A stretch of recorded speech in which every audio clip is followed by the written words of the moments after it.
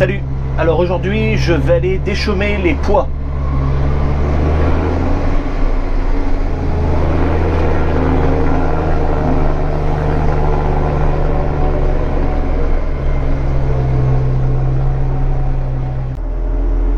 Ok, je viens d'arriver à la parcelle, donc je vais déplier d'abord mon outil. Stop, je veux te faire voir un truc avant.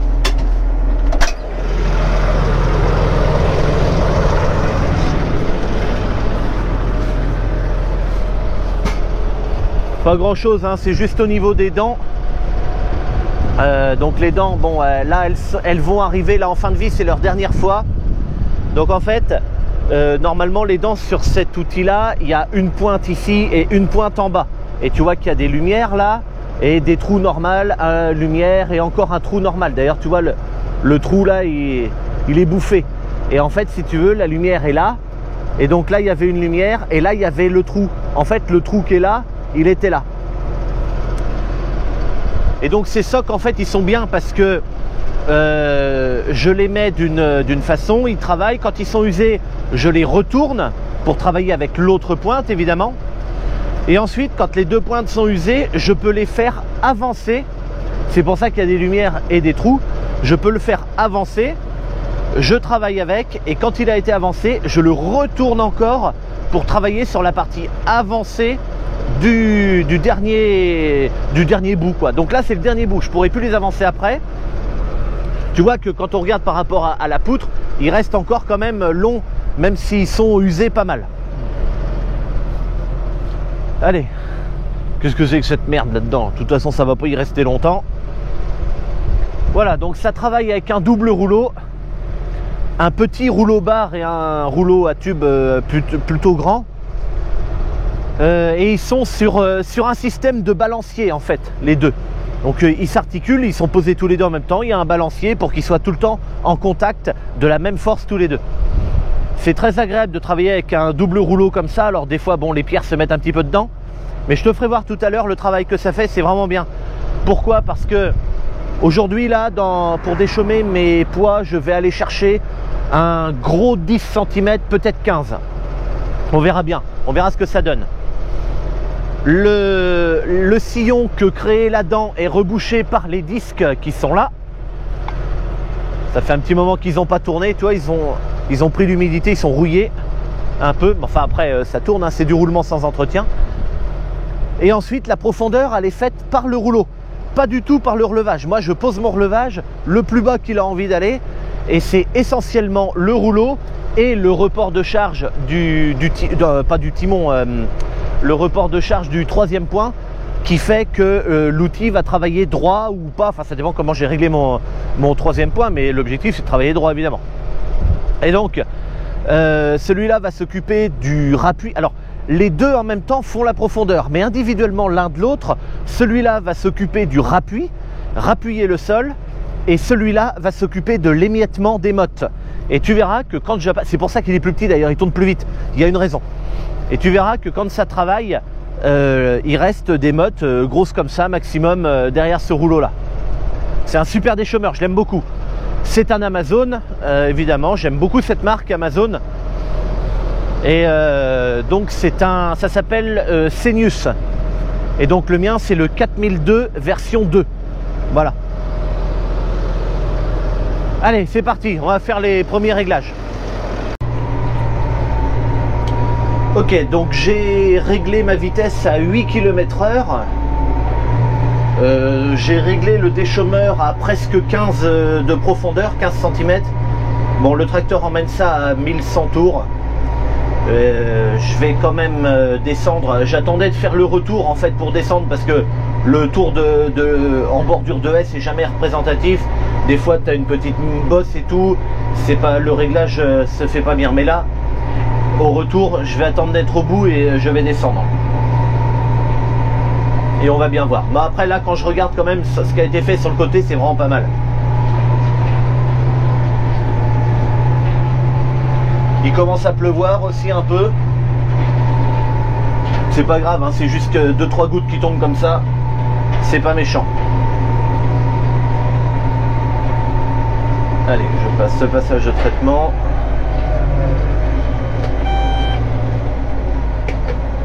marche arrière. Alors marche avant, marche arrière, je le fais avec les boutons orange qui sont là. Le Senius là, c'est le seul outil avec lequel je fais ça. Tous les autres outils, quand j'ai besoin de manœuvrer, c'est toujours avec celle-là, avec la commande au volant. Et pour le Senius, je fais toujours avec ça, je sais pas pourquoi.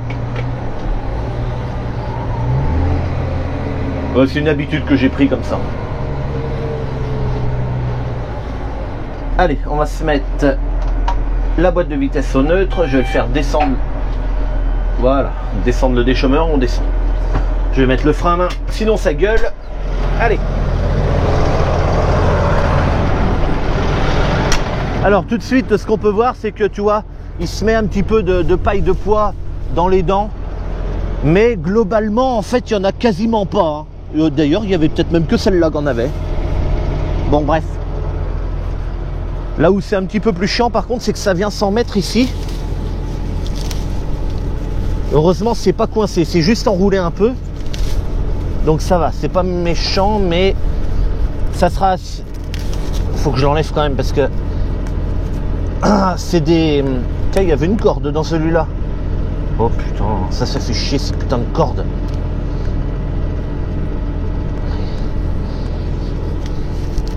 Bon, faut que je l'enlève quand même, mais ouais, bah, il n'y a rien du tout en fait. C'est juste un petit peu enroulé. Bon, je verrai si ça empire, je descendrai plus souvent.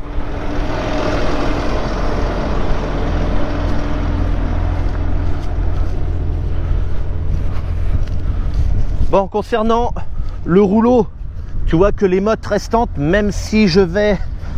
Alors, voyons voir où la dent a passé. La dent, elle a passé là. Ah oui, oui, il y a bien un gros 15 cm. Je sais pas si on peut s'en rendre compte sur une GoPro. Mais les mottes ne sont pas grosses, tu vois.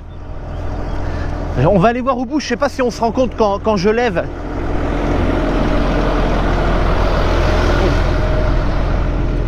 Ah bah ouais, mais comme un con, j'ai roulé dessus. Si, ça fait rien, regarde. Ça se voit ici. Tu vois que ça a fait des mottes vachement plus grosses là. Ici, puis là, merde, elle s'est cassée en deux celle-là. Même là. Parce que là, j'ai relevé. Mais par contre, ici, tu vois, c'est petit. Ouais, si, on a pu le voir un peu. Là, j'ai... Oh, mais c'est pas vrai! Tout va se mancher dedans aujourd'hui.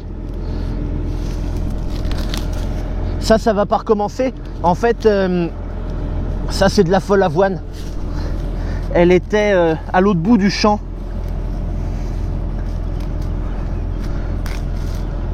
Dans le coin du champ, l'autre bout là-bas, sur une petite dizaine de mètres. J'avais cette folle avoine là. Je vais l'enlever un peu parce que sinon c'est chiant. Bon allez, c'est bon, j'ai enlevé le plus gros. Dans les rouleaux, ça va. Ok, allez, il commence à pleuvoir un peu plus fort. Je vais rentrer dans la cabine. Puis on va continuer.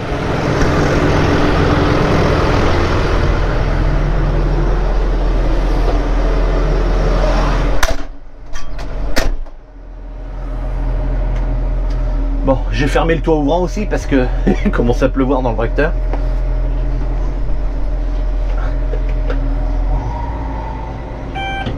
Oh putain, mais ça j'oublie de mettre le frein à main, ça j'oublie de l'enlever. Allez, c'est parti.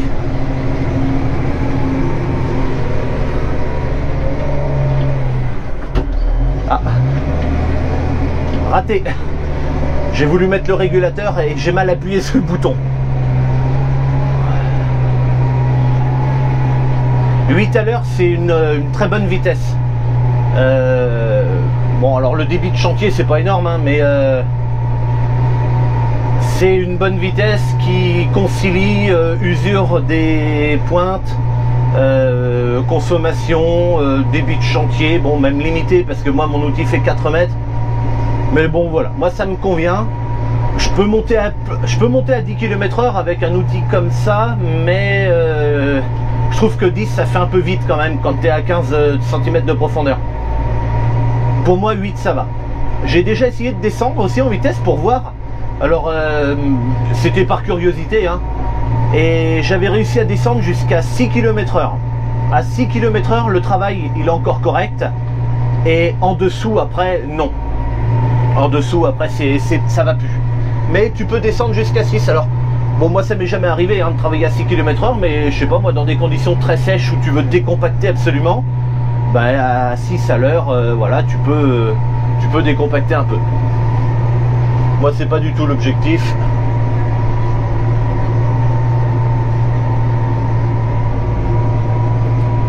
Alors à quoi ça sert ce déchômage et pourquoi je le fais si vite en fait après la moisson? Ça a été moissonné, donc là aujourd'hui on est dimanche, ça a été moissonné donc vendredi, avant-hier. Bon, hier il y avait un repas de famille, donc voilà, j'ai pas travaillé samedi, mais je veux le faire absolument aujourd'hui parce que bon, là il pleut, mais regarde, il y a des grosses éclaircies qui arrivent à travers le Tauvron, on peut voir le ciel bleu là-bas. C'est que des petits nuages qui nous apportent quelques gouttes de pluie, tu vois, comme tout à l'heure, même pas de quoi se mettre à l'abri, hein. Mais chiant pour moissonner, c'est très peu comme pluie, mais trop pour moissonner.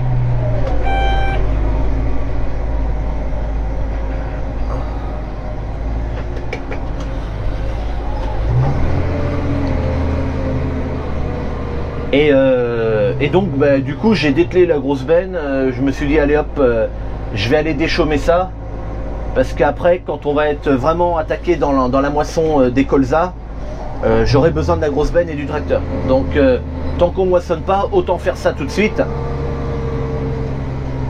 Et puis voilà.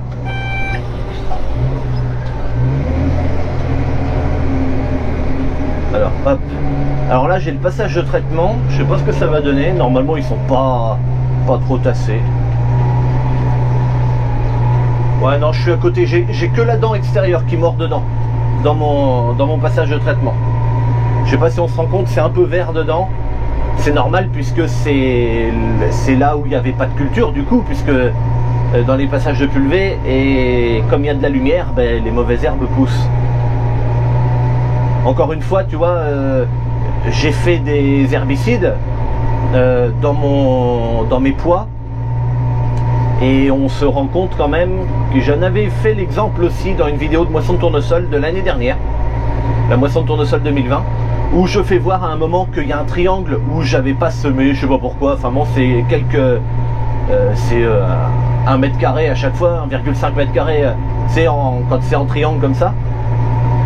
Et en fait, dans tous ces triangles, il y avait des mauvaises herbes, alors que le reste du champ était totalement propre. Tout ça parce que quand tu fais un herbicide, s'il n'y a pas la culture pour t'aider, eh bien les mauvaises herbes repoussent, mais instantanément, j'exagère, mais repoussent quasiment aussitôt, hein. Et puis c'est normal. Les herbicides, ils sont pas... c'est pas des trucs ultra violents, hein, qu'on met, hein, avec toutes les molécules qui sont interdites maintenant. Mais bon, alors du coup on passe 2 fois plus, mais avec des produits qui sont moins dangereux, c'est bien. Avant, dans le blé, tu faisais un herbicide à l'automne, des fois un rattrapage au printemps, mais ça c'était pas tous les ans, hein, et tu n'avais pas de mauvaises herbes dans ton champ. Aujourd'hui, en cas d'année un peu humide, tu fais au moins 4 herbicides, hein. Ça dépend, si c'est une culture qui est propre d'avance, tu feras peut-être pas 4 quand même, mais tu peux aller jusqu'à 4, des fois il y en a qui font 5 herbicides, et puis voilà. Tout ça parce que les herbicides sont moins efficaces qu'avant, et ils sont moins dangereux aussi. Alors bon, c'est vrai que j'en avais déjà parlé une fois, mais je sais pas si c'est le mieux d'avoir des herbicides moins dangereux, mais de passer 5 fois, ou enfin herbicides ou fongies ou tout ce que tu veux, hein. Ou d'avoir un produit peut-être un peu plus dangereux, effectivement, mais par contre c'est qu'une seule fois. Parce qu'à mon avis, un herbicide, ou enfin un phyto moins dangereux mais 5 fois, à mon avis c'est pire qu'un truc plus dangereux mais une fois. Après ça c'est mon point de vue, hein, j'en sais rien, mais ça c'est mon point de vue. Allez, on continue, ça fait du super bon boulot, je suis vraiment content. L'objectif également de ce déchômage, donc c'est de détasser la terre, hein, bien sûr, et puis de faire naître les mauvaises herbes. Je profite en fait des conditions qui sont fraîches, il a plu il y a peu de temps et tout ça, Donc je profite de ça pour déchaumer, ça fait un boulot d'autant meilleur. Et donc voilà, l'objectif c'est ça, faire pousser les mauvaises herbes absolument, pour les redétruire plus tard encore avec un autre type de déchaumeur, puisque là c'est un déchaumeur à dents. Et le déchaumeur à dents, je le passe qu'une seule fois, et ensuite ça sera le déchaumeur à disque, qui fait un excellent travail aussi.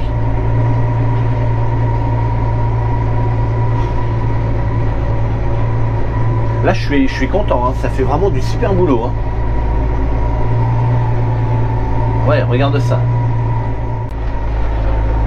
Bon, je suis en train de finir la parcelle. On voit que le temps est en train de se gâter sérieusement. Du coup, je suis en train de faire ma bordure là. Bon, la vitre est un peu dégueulasse, je viens de la nettoyer évidemment. C'est que c'est limite plus à l'après qu'avant, mais enfin bon, bref. Ça va bien quand même. Oui, donc pour les... J'ai remis donc ouais, le compteur. Donc là, j'ai fait 1 hectare parce que je ne l'ai pas mis à 0 dès le début du champ, tu vois. Mais pour 1 hectare de fait, j'ai un débit de chantier de 3,1 hectares à l'heure. Il prend en compte les demi-tours, hein, donc au bout, donc c'est 3,1 réel à l'heure. Et j'ai consommé, ah tiens, ça a baissé un peu. J'étais à 6,5 litres à l'hectare et là il a descendu à 6,4. Après, j'ai mis le tracteur en régime économique, c'est pour ça d'ailleurs qu'il a 1100 tours. Mais après, ça ne l'interdit pas d'accélérer jusqu'à 1600 tours. Donc voilà, s'il n'accélère pas, c'est qu'il a suffisamment de force pour emmener l'outil. Là, il y a un caillou ou deux, je l'ai entendu taper parce que j'ai ma vitre en haut ouvert, le toit ouvrant. J'avais mis un peu ça parce qu'il y avait le soleil tout à l'heure, mais je crois que je peux l'enlever. Hein. Et donc voilà, 6,4 litres à l'hectare. Donc toi, il m'aura fallu peut-être 10 litres pour faire ce champ de carburant.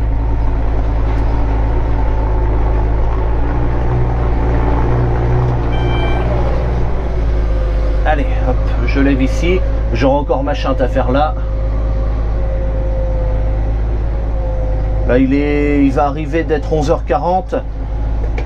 Et j'ai encore un aller-retour ici. Donc j'aurai fini avant midi, hein, sans problème.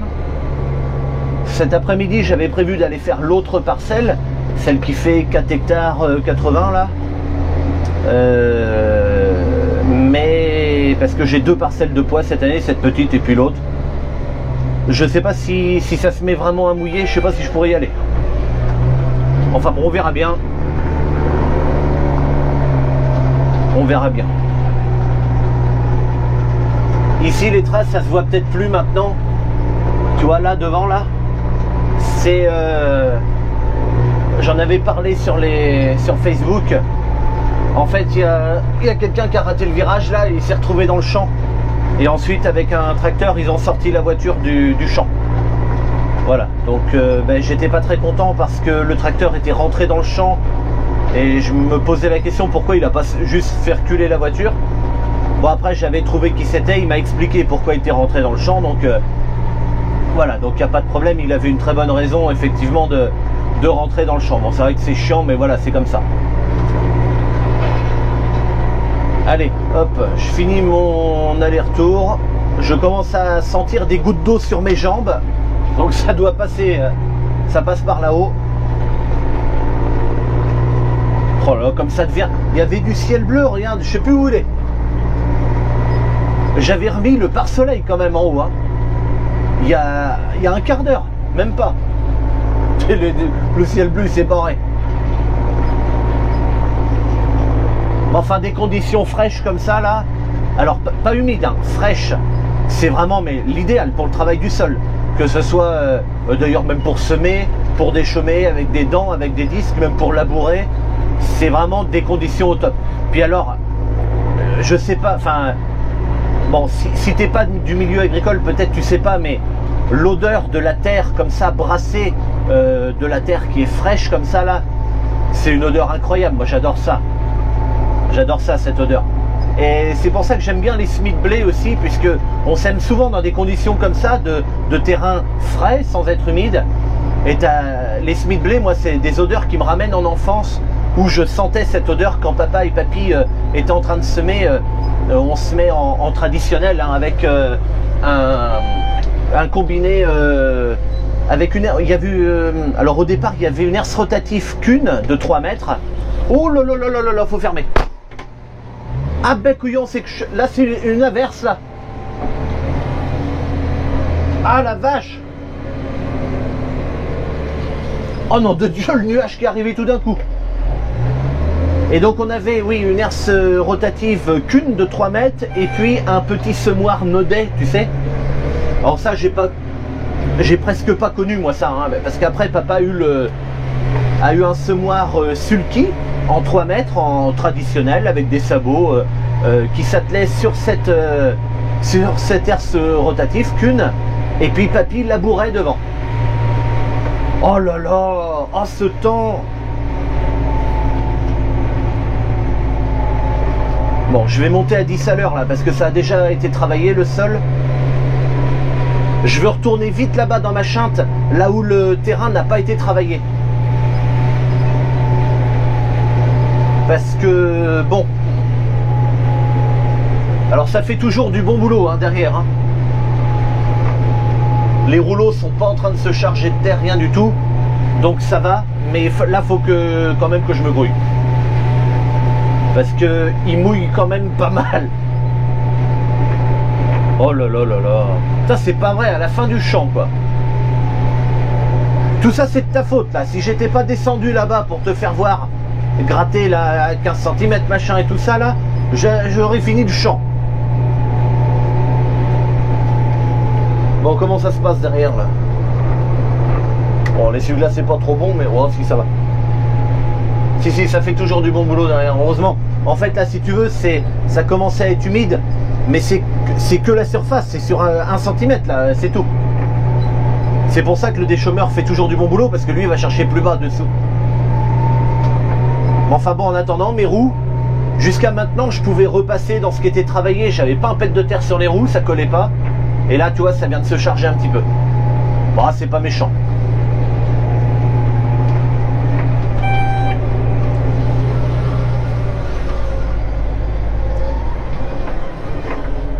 Allez hop, je vais faire machin. J'arrête la vidéo ici, je te dis à bientôt pour une prochaine. Salut!